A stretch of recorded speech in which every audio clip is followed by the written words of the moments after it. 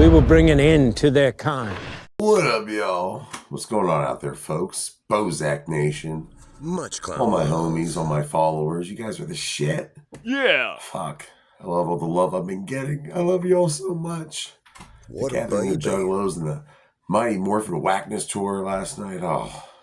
Shit was tight. Well, if you're watching this today, but anyway, it was I love all the love. Thank you, everyone. No Glue Crew for life, yo. Juggalo family. Man, fuck, I've been really feeling it lately, man. So thank you all for the motherfucking support. And we are back here at PJ's Movie Time, where every Monday I do a movie review.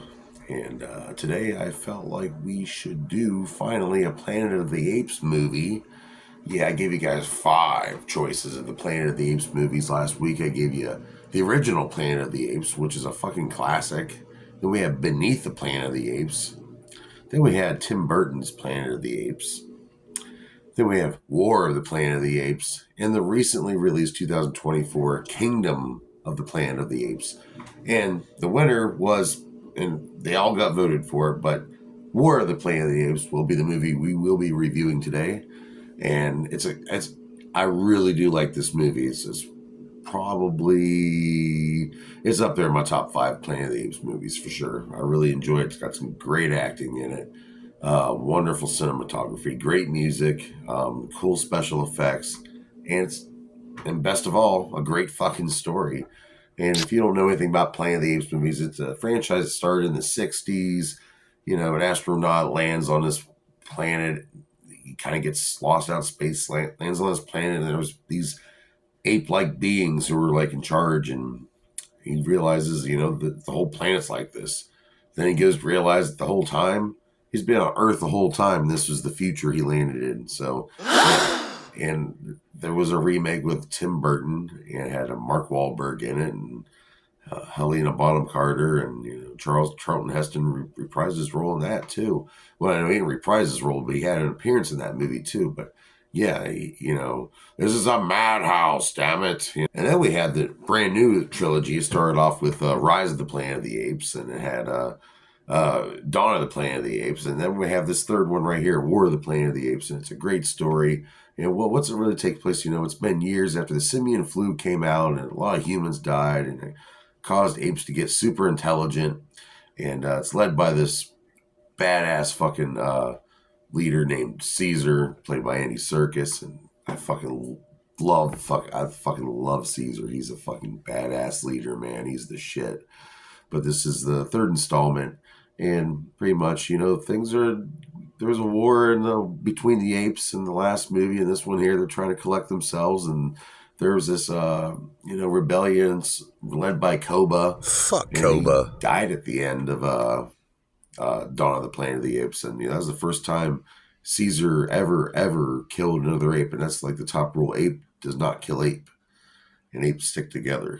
So he's still kind of haunted by that death, that murder he caused, but I felt like it was necessary. So yeah, he's got a family now. Cornelius, his one son's grown up, starting his own family, Blue Eyes, and he has a young son, and he's trying to get back to normal, but there's some pissed off members of Koba's big gang who are working with the dirty humans, these humans who want to wipe out all the apes, led by Woody Harrelson, Colonel Wesley, who's a fucking zealot, fucking sees himself as a god almost, wants to repopulate the earth and use apes as slaves, and the Koba clan kind of joined up with them, and are kind of being used to spy on Caesar and his people. And yeah, and now the humans, the ones who have survived, now some of them are starting to get this the simian who they're losing their intelligence. They can't really speak anymore.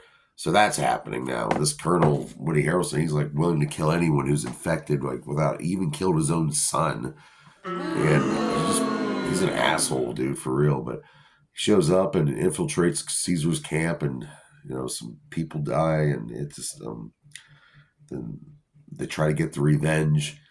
There's this white ape named Winter who turns on them, and they meet this girl who goes to be known as Nova, who's one of those girls goes on to meet this girl who they would name Nova, who was a human who was infected, and she can't speak anymore, but she kind of stays close, and it's interesting. It's interesting to see how the apes went from the top, and then the humans are starting to de-evolve now.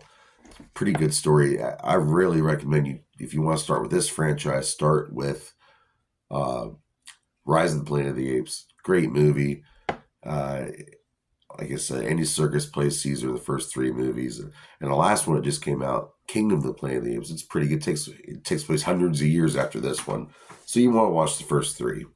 But let's get into this movie a little bit. Yeah, it's directed by Matt Reeves, who did The Batman. He also helped write this movie with Mark Baumbach, who also was responsible with Dawn of the Planet of the Apes and the Wolverine movie. So that's pretty sweet. It's a 20th Century Fox movie, and it's a pretty good looking movie. The cinematography looks great in it. The visual effects are just, it looks like real apes talking. It's that free. And Kingdom of the Planet of the Apes is even better. Just keep that in mind. The budget for this movie was about $190 million they spent to make this motherfucker. But they ended up scoring big with over $490 million in a box office. That's pretty fucking good. That's impressive. They made their money back. And of course, this was spawned the next movie, which I just mentioned earlier. But who stars in this motherfucker? We got Michael Adam as Luca. Luca's a tight homie of Caesar, sticks by his side.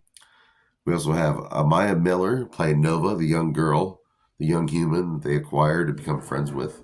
With Woody Harrelson, I already mentioned him playing Colonel Wesley, and he nails this fucking villain role. He fucking nails this villain role. He's really good at it. You really hate him.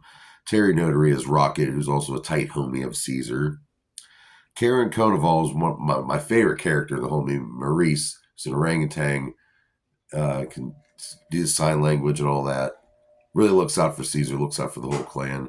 After the attack, Caesar sends all of his clan to go to this promised land that's supposed to be safe for all the apes. But Maurice and Rocket and Lucas say, fuck that, we're sticking with you, Holmes. And there's some really cool stuff. Let me finish this up there. Judy Greer playing the wife, Cornelia, the wife of Caesar. Steve Zahn playing Bad Ape, this ape who can also speak, who besides Caesar up at this point couldn't really find anything that can speak. So becomes an ally, hooks up with the clique there. And we have Andy Serkis starring as Caesar, and boy, I love you, Andy Serkis. You're great at this role. The behind the scenes are really cool if you ever want to get here on YouTube and look him up, see him. Because Andy Serkis is all about the special effects and he's fucking awesome. The stunt work, he's just great. It's filmed mostly in Vancouver. Koba does make a return. He was the ape that turned on Caesar in the last movie. Toby Cabell reprised the role, and I really thought it was cool how Caesar he wants to get revenge on Woody Harrelson and all these guys. He's willing to turn a blind eye to some of his his morals, and so it's kind of cool to see Caesar have that side of him. The score is by Michael Giacchino. He did so many scores: The Batman, Rogue One, the show Lost, and some of the Call of Duty video games. Great fucking soundtrack here. I love it. I love the visuals, everything. The setting it's a good movie. You go through rain, mud, snow, everything. There's explosions. There's this cool trees at the end. They're swinging around these trees. It's such a good it's a good movie. It really is, y'all. But and every movie seems to start out with a cool hunting in the woods scene too. I've noticed with these movies. But really get into these movies. I think they're on Hulu right now. If you want to start with Rise, and then go to Dawn, and then you have War, which is really good, and then you have Kingdom. And but if you really want to get into it, you can watch the old ones from the 60s. There's so many of those. Then we have Tim Burton's 2001 edition, of course, which has Marky Mark in it. But what do I rate War of the Planet of the Apes? Well, great acting, great story. The ending will fucking tear you up, though. Fuck. I'm going to have to rate this movie 4.5 out of 5 dog dicks. It's a great fucking rating. So join me here next week on PJ's Movie Time, Juggalos, Juggalettes, and everyone in between. We're going to do, you know what? I'm just going to come out and say it. I want to review The Watchmen next week. Yeah, DC movie, which nobody talks about enough. Great movie. Let's relive the magic. But I'll see you here next week on PJ's Movie Time.